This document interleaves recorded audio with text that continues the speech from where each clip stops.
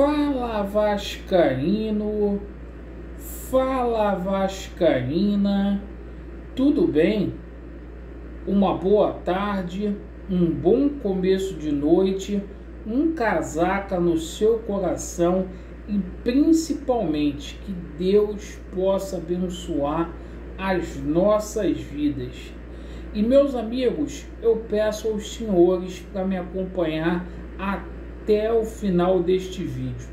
No Vasco acontece determinadas coisas estranhas aí, que é caso de polícia, que a gente vai falar neste vídeo. E é o seguinte, vamos falar também sobre a preparação do jogo do Vasco da Gama frente à equipe da Chapecoense. O Zé Ricardo muito ameaçado.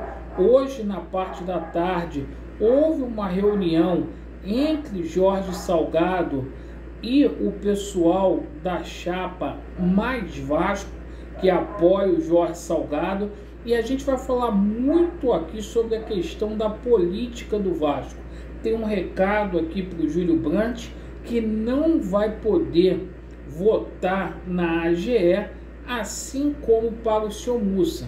E obviamente a gente vai falar aqui do Levenciano.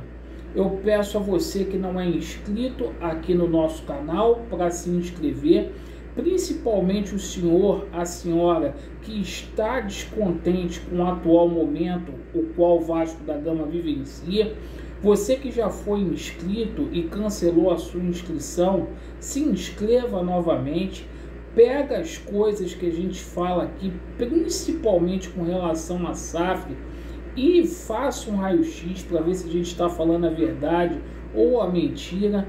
Por favor, eu peço a você para avaliar o nosso conteúdo, deixe aquele joinha e, por favor, também deixe o sininho lá ativado. Então vamos que vamos, sem demora. Meus amigos, hoje houve reapresentação. O Vasco da Gama treinou lá no CT Moacir Barbosa, se preparando para a partida de sexta-feira às 21h30. E o treinador Zé Ricardo, ele deu muita ênfase à bola parada. A prioridade hoje foi inteira na parte defensiva. Dos 16 gols que o Vasco da Gama tomou em 2022, 13 gols foram dentro da área, sendo 7 de bola parada. Então ele deu muita ênfase ali ao posicionamento do Anderson Conceição e do Quinteiro, vendo ali as coberturas dos laterais e também os cabeças de área ali. O Vasco aposta no bom retrospecto frente à Chapecoense. O Vasco não perde para a Chape desde 2017 e o Vasco espera aí vencer essa partida lá na Arena Condá. A Chapecoense que colocou hoje os ingressos para serem vendidos. Inclusive a torcida da Chapecoense vem eufórica. A Chape está aí no G4, venceu nada mais, nada menos do que um dos favoritos ao acesso, que é a equipe do Grêmio. E meus amigos, esta poderá ser a última oportunidade do Zé Ricardo. Agora na parte da tarde houve uma reunião aí entre Jorge Salgado e lideranças da Mais Vasco, alguns conselheiros que apoiam aí o Jorge Salgado. Hoje quem mantém o Zé Ricardo sob o comando técnico do Vasco é o Jorge Salgado, mas em caso de derrota aí, o Zé Ricardo ele vai ser demitido. Muitos se falando que até o empate será algo inadmissível. E nesta reunião de hoje, tá? O Zé Ricardo foi mantido até o jogo contra a Chapecoense. É oficial. Meus amigos, 14 meses de gestão. Eu faço uma pergunta para o senhor e para a senhora. O problema do Vasco da Gama é só treinador? Por aqui se passou Luxemburgo, Cabo, Lisca, Diniz e agora Zé Ricardo, cada um com uma filosofia, metodologia diferente de trabalho. Não deu jeito aí no nosso Vascão da Gama. Eu espero que o Zé Ricardo tenha sorte aí no jogo contra a equipe da Chapecoense e que, se o Zé Ricardo sair, né, que o Vasco possa contratar um treinador aí de peso. Bom, hoje o Carlos Palácio treinou normalmente, vai para a partida aí, pelo menos vai ficar à disposição no banco de reserva e vai ajudar o Nenê ali naquela situação ali de armação, de finalização ali no ataque. Mas a notícia que chamou muito a atenção hoje foi a seguinte, foi sobre a política do Vasco da Gama.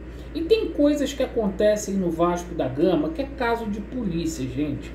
Tem coisa que acontece no Vasco da Gama que nem Freud consegue explicar. Hoje a gente tomou conhecimento aí que o Júlio Brandt não vai poder votar aí na situação da AGE. Mas isso a gente já sabia, né? Já há algum tempo. Isto porque o Júlio Brandt está inadimplente. Ele deu calote aí no Vasco da Gama. E, meus amigos, o Júlio Brandt colocou a culpa no Vasco da Gama. O Júlio Brandt disse, né, que o Vasco da Gama não o avisou sobre o débito, como se o Vasco fosse o responsável aí por avisar e simplesmente aí dizer, olha, vem pagar que você está atrasado. Falta de compromisso com o clube. Agora, Júlio Brandt, por que você não pediu multa para poder pagar? Ou, será se vocês vão judicializar essa situação aí da AGE e da SAF? Será? Para que vocês possam ter direito a voto? A gente não sabe, né? Se vocês vão judicializar ou não. Agora, vocês sabem o que é mais agravante nessa situação? Não é o fato do Júlio Brandt poder ou não votar. O fato mais engraçado diante dessa situação é que o cara que não vai poder votar, ele faz parte da comissão aí que vai aprovar a SAF. É o cara que pediu para o Jorge Salgado uma cadeira lá na SAF vascaína no conselho. Então, meus amigos, é caso de polícia essas coisas que acontecem aí no Vasco da Gama. Agora a culpa é do Vasco. Se chega a tua fatura do cartão de crédito, tu não paga, a culpa é da Credicard, é da Visa, é da Elo, né? É da América Express, segundo o Júlio Brandt. Nova jurisprudência dos golpistas. E, meus amigos, situação aí do Leven, muitas pessoas perguntando, o Leven está trabalhando, a gente vai ter novidades aí em breve o Leven vai vir a público para poder tecer alguns comentários aí, para tirar dúvida, todo mundo querendo saber o que o Leven tem pensado aí com relação a essa situação envolvendo a situação da SAF.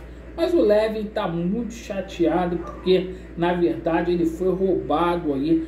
E a gente vê, né, essa gente que tomou o Vasco da Gama de assalto para transformar o Vasco nessa porcaria que está aí, é muito difícil, gente. É difícil de aguentar. Eu agradeço pela sua atenção. Muito obrigado por ter assistido esse vídeo.